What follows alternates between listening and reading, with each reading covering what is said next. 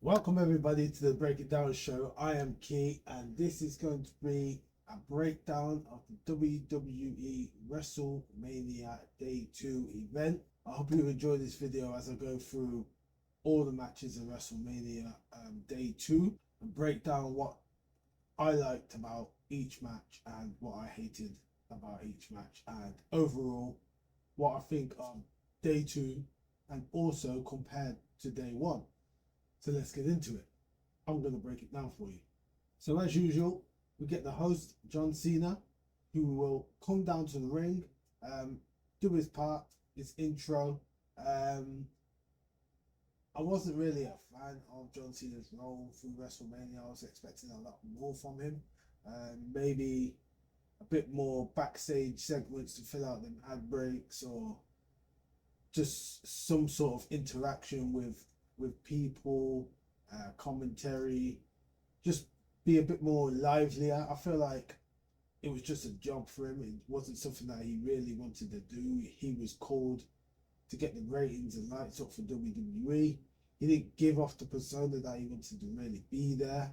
The second night there was no John Cena entrance that he usually does, where he runs down to the ring with pure excitement or energy or anything like that. It was more of a walk and a wave, and it wasn't really John Cena-esque.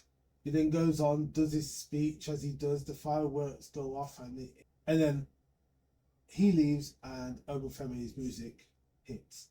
So Obafemi Brock Lesnar, it's exactly how I expected to go. Obafemi showed his power. I love that they had Brock Lesnar not being that big guy to overpower everybody. There was a bit of a fight involved. Sometimes it was in Ober's favour, sometimes it was in Brock's favour, but it was a storytelling match. It was a great story that they put into this match, and they managed to project it very well. At one point, Brock Lesnar did have the advantage, and he threw over around Suplex City, but it wasn't enough. It just wasn't enough. Oba shook it off. Brock Lesnar picked him up for an F5. He F5'd Oba, and Oba literally, he didn't no sell it. I think he played a bit possum, made it look like he was hurt, and as soon as Brock Lesnar came near him, he struck, grabbed him for a chokeslam, and just nailed Brock Lesnar. Like, we haven't seen this in years, the way Brock Lesnar was thrown around. Like the level of power that Obafemi slammed Brock Lesnar into that ring was a statement. And then he just so easily lifted Brock Lesnar up onto his shoulders and just hit the most powerful looking seated powerbomb that I've seen since Dave Bautista. And he shocked the world and beat Brock Lesnar with the 3 count within, let's say, about 8 minutes. This match was over. Like, it was perfectly written. It gave us everything we needed to know about the match and the competitors, and it was a great way to start WrestleMania. Once Obafemi leaves, we literally just watch Brock Lesnar break down in the ring, and it's a different thing we see from Brock Lesnar. Like, usually you get this tough guy aura, but he's literally sitting in the ring and he looks a bit torn up from what's just happened. He then begins to take off his gloves, and you just think, no, this isn't it, right? And it looks like it's the beginning of the end for Brock Lesnar, as it may be a sign that he may be going into retirement. I don't know. I don't think this was told to everybody. I think this was a thing that Triple H and Brock Lesnar knew about, but everyone else was kind of not in on the plan. Not even Paul Heyman himself. Um, I feel like it was very authentic, real. Um, it was very well done. It was a shock to absolutely everybody. I've seen Brock Lesnar since day one, and it's been an incredible journey for him. Um, it's been an incredible journey to watch from the literally the first day he came in and just absolutely bodied everybody in the ring, from Jeff Hardy to Maven to Spike Dudley, and just battered everybody that was in that ring. Um, it's sad to see him go and the way he went. It's probably the right thing to do. A WrestleMania send off. Um, it's probably one of the better retirements that we've seen in the recent history, other than Sting in AEW. But I feel like it was Brock Lesnar's call, and he made the decision to end his career and make a star out of Oba Femi. And I think a person like that deserves so much credit, because although they are taking the spotlight off themselves by losing, they're willing to make people look good no matter what no matter what they look like, and they always do what's best for the business. And people like Brock Lesnar are the type of people that actually deserve to be in the Hall of Fame. It's 100% that he's going to be in the Hall of Fame, but for once, watching the Hall of Fame ceremony is going to actually mean something. And I thank Brock Lesnar for everything that he's done from the day that he's come. He's been a big part of my wrestling watching career, and the moments he's brought, the returns he's done, following all the way to the UFC, it's been an absolute pleasure. So all I can say about this segment is thank you, Brock Lesnar. Yeah, I wish him all the best, and hope he stays fit and healthy for the rest of his life. Match number 2 on the night, we got an intercontinental ladder match between Penta, Dragon Lee, Rey Mysterio, Javon Evans, Rusev, and JD McDonough. Oh, I nearly forgot. What a match, man. What a match. What a match.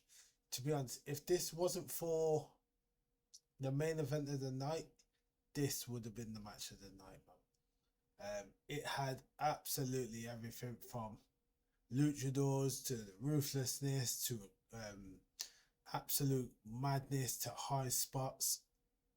Everything. MVP of the match, none other than Javon Evans, who we could probably would have guessed. He pulled out some of the craziest stunts in the match.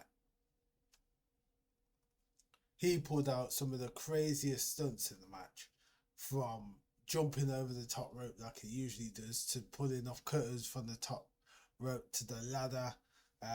He was just flying. At one point, I thought he was going to win it all. But in the end, Penta was left on his own to climb that ladder and grab that belt. And it was probably the right decision. Penta's got the momentum. He is a star. The crowd loves him. But it does give us future matches of Penta and Javon Evans. They could probably build some sort of rivalry going forward. Probably one of them will turn to a heel, hopefully. We'll have some of the greatest matches between them two. There was parts in that match that were absolutely devastating. Penta doing the Mexican destroyer off the ladder onto a ladder. Rey Mysterio sunset flipping Rusev through the ladders on the outside. And like I said, Javon Evans' crazy cutter from the top rope all the way over to the ladder. And also the Mexican destroyer that Penta delivered when he jumped. It was weird. He kind of ran in the ring, one-footed onto the ladder, and then jumped into Javon Evans into a Mexican destroyer. That's some creativity right there, man. But yeah, that match was just so good, man. I don't think there was any negatives in that match whatsoever. I did think it was going to be more lucha libre than ladder match. I thought it was going to be more jumping off the top rope, high flying, doing these special moves, running the ropes like Ray Phoenix and stuff like that. But it really did incorporate a lot of the ladders, and it was actually a legitimate ladder match with lucha libre wrestlers in it, not a lucha libre match with a bit of ladders. So it was a breath of fresh air. It was amazing. It was amazing. I'm really happy with that match. There's a lot to come out of it because we don't actually know what direction JD McDonough is going to be going down. Hopefully the end of the Judgment Day is near. I don't think it is because obviously Liv and Dominic Mysterio are still together with Roxanne Perez around and Raquel Rodriguez. So whether or not they incorporate some more members into the Judgment Day or it finally just break apart, I hope to see JD McDonough involved in a lot more singles matches because he is actually one of the better wrestlers in the WWE. He's very good at what he does, but he gets so undermined for no reason. Well, I say no reason, but the reason is they basically don't have a division for people like him. There's no cruiserweight division, no lightweight division like there used to be, lightweight title, cruiserweight bout, and stuff like that. So it kind of takes away the lucha libre aspect and the high flyers. In TNA, you got like an X division. Maybe in WWE they can develop something like that again. I know they had is it 205 or something like that, but that didn't really work out. Just give them a bout, man. Just give them a bout, like so they can work around each other. People of their own height, weight, you know what I mean, so they can all perform these amazing matches going forward in singles matches, in singles competition. But yeah, amazing match and no negatives really, no negatives to take away from that one. Match number 3, my guy Trick Williams, and yeah, this couldn't have went any better. Like he had the entrance, he had Lil Yachty who did get involved. That was probably my only hate of the match. Like too many celebrities getting involved these days. But Trick Williams as our new champion is something to look forward to now that we know that Carmelo Hayes is probably looking to get that title back. It's a shame Carmelo Hayes weren't involved in the WrestleMania match for some reason. But it's so refreshing to know that Sami Zayn is not the champion. Let's park Sami Zayn for a few weeks to a month now. Let's get some new talent in, some new competitors, some new challengers, and let's have some great matches, man. It's about to be a wild ride. Trick Williams' entrance speaks for itself. Whoop that trick, man. Oh, that might be the best entrance in the WWE at the moment. The yeet thing is stale now, so yeah, we've moved on from that. But did you hear the whole stadium, man? They were going crazy for Trick Williams. The match itself was a good watch. Um, yeah, but like I said, if they need to find new ways of ending matches in the WWE, because all this interference in every match and all this stuff, like, it needs to stop. We want a clean one-on-one match, that we can appreciate and appreciate the finish. But overall, happy with the result. And yeah, let's see what WWE has in store for us. Next match on the line was Dominic Mysterio versus the Demon Finn Balor. And I feel like this was probably the second most pointless match on the WrestleMania card. Like, the build was horrible. There wasn't really anything really to get excited about. It just didn't feel like it was a WrestleMania worthy match. There wasn't any sort of rivalry. It was just like a disagreement between the two, and that's all it's ever been. There's no hatred. There's no long term, you know what I mean, over boiled confrontational situation that's been going on. It's just literally one person not wanting another person in the group, and I feel like it was a bit pointless. And watching it, it just didn't give me that sort of excitement to be that interested in the match. It was a good match. You can't really say too much faults on the match, but it just felt like it could have been done on Raw or SmackDown, on a weekly show. Yeah, it wasn't exciting, and the fact that they made it a street fight last minute gives me the thought that they knew they couldn't hang for more than 8 minutes in a one-on-one match.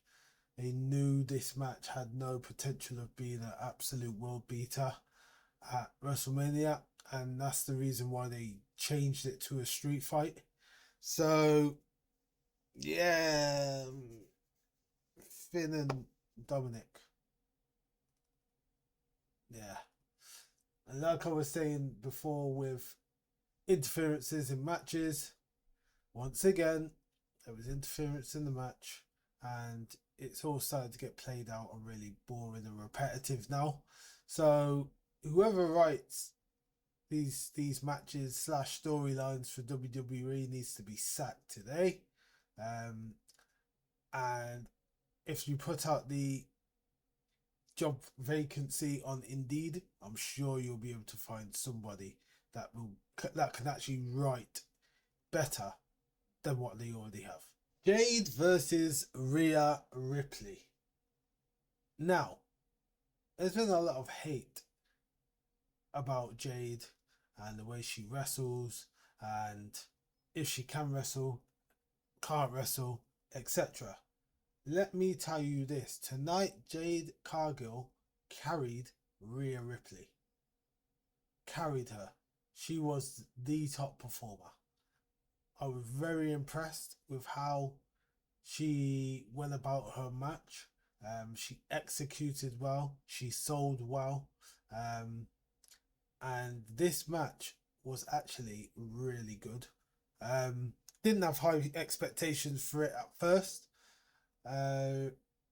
Because obviously, you know, the WWE way. It's going to be a match between two people, and people are going to get involved. And lo and behold, people got involved. And like I said, it's becoming repetitive and boring. And it's making these match reviews that I'm doing repetitive and boring, because I'm talking about the same thing, whether the match is good or bad and who's going to win. be involved in it. There's nothing different from the matches before to the matches after, other than the superstars that are in it. So there's no sort of story told in WWE matches anymore. I feel like it's a structure. I feel like there's a certain structure in WWE to happen for matches now, and something needs to change. And usually that something happens on Raw after Mania. So I'm hoping that something big happens on Raw. If nothing big happens on Raw, we are finished. We are finished. As fans, as a business, Triple H always says this is a new era. This is the actual new era. Yeah? No Cena, no AJ Styles, no Brock Lesnar. Yeah? The people are retiring quick and fast. So the new talent, it's your time to step up. And people like Rhea, Jade are people that we need to be at the top, to be able to make sure this company is in a good position going forward. And if they don't bring their personalities into the matches, WWE are going to be screwed. Someone else needs to take hold of these matches and either write them differently or let the wrestlers do the matches themselves. Let them write their own matches. Because Rhea versus Jade is supposed to be Rhea versus Jade. Not Rhea versus Jade versus Michin versus B-Fab versus everybody. Like, what the hell? Yeah, same old. And yeah, it's just not good enough. Another gripe. Why are the WWE champions coming out first? So there's no reason why Jade should have came out first. And it kind of spoiled it, and you knew that they don't respect Jade. Because Rhea had to be the ticket seller. She had to come out second. She had to have her moment. And it's just not good enough for the WWE. So going forward, let's hope Monday Night Raw is a change and something drastic happens. And last, we have the main event of the evening. And guys, this might have saved WrestleMania's ratings, because what a match this was. This was one of the best WWE matches that I have seen in at least 2 years. Has it been 2 years since CM Punk versus Drew McIntyre? But since that match, this is the first match that's actually made me feel like I need to get out of my seat and stand up and watch properly. Because these guys put their heart and soul into this match. And it actually told us the story. It showed personality, which is what I am attached to in wrestling matches. Personality, seeing people and what they're really like as a character, as a wrestler, as a superstar in a match. I should be able to tell a lot from a superstar through their matches, and this was just done absolutely perfectly. For CM Punk, like the perseverance of this guy, the absolute um I don't even know the words. Just his heart and his soul, his passion of this company was shown in that match because he was so resilient to quit, and it made a lot of sense. It actually made a lot of sense. He was the more experienced guy, but he was the older guy, and that was what was spoken about going into the main event of how old CM Punk is. And I feel like they managed to show us that in the match of he may be old, but he still has heart. So it was perfectly written for CM Punk. Roman Reigns, the aura, the top dog, the big I am him feeling was also put in that match. And he has managed to absolutely turn his life around from the big dog, and where he is today with his storytelling in a match shows why he could be in talks of being one of the best in the company. It's a hard one because he failed. He failed a lot, and he was constantly pushed. Someone obviously seen something in him when he was the big dog, and now he's found his feet, knows his character, he knows himself, and he knows who he needs to be to succeed. And the quick elevation from his character from a superstar to superstardom is the exact reason why he could go down as one of the greatest, because of his work rate, his passion, his never say never mentality. And I feel like in this match he performed perfectly and showed everybody who he is. So this match was 10 out of 10. It was a 5-star match. If I see anything lower than that anywhere, I know who not to trust, because it shouldn't be lower than a 5. There's no way this match should be lower than a 5. From the moment the entrances started, you just knew Roman Reigns had this in the bag.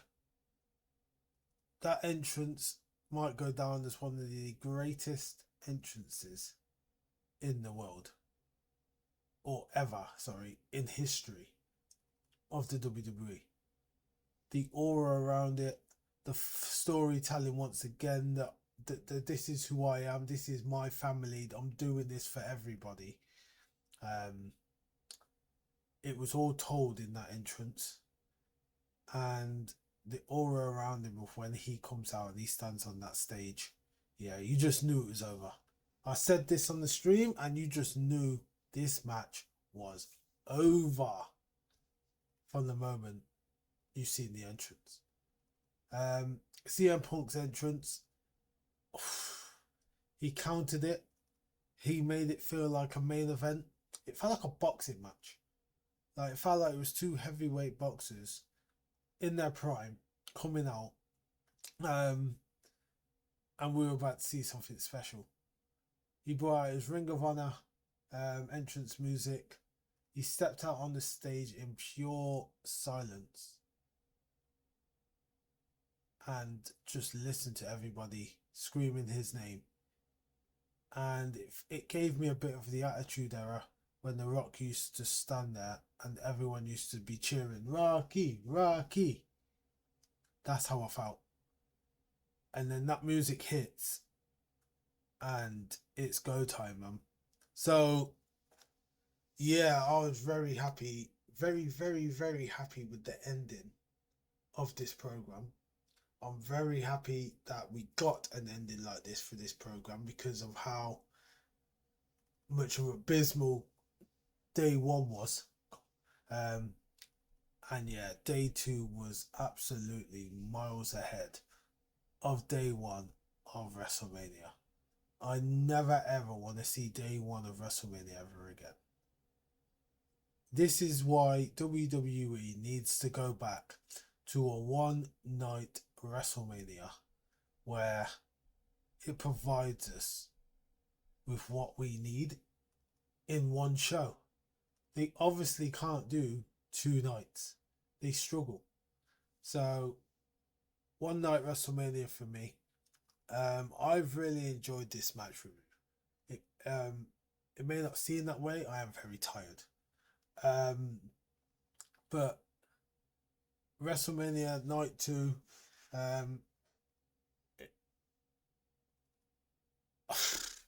don't even know where to go from here. Like I said about Monday Night Raw, could be the beginning or the end of the company. But if you like this video, can I urge you, please, to like this video? Or if you didn't like this video, please dislike this video. Make a comment on how you felt about WrestleMania. Make a comment on how you feel about me delivering these match reviews. Please let me know what you'd like to see and what you'd like me to hear and what sort of content you're interested in seeing from somebody. If this is your big chance to get a content creator to do one of your ideas, please let me know. Okay, I'm willing to work with a lot of people. Subscribe, please subscribe to my YouTube page and all my social media platforms. Hit that notification bell so you know when I'm going live and we can talk about everything together at the same time. We can go through the motions together. My name's Key. This is the Break It Down show. Yeah. Peace.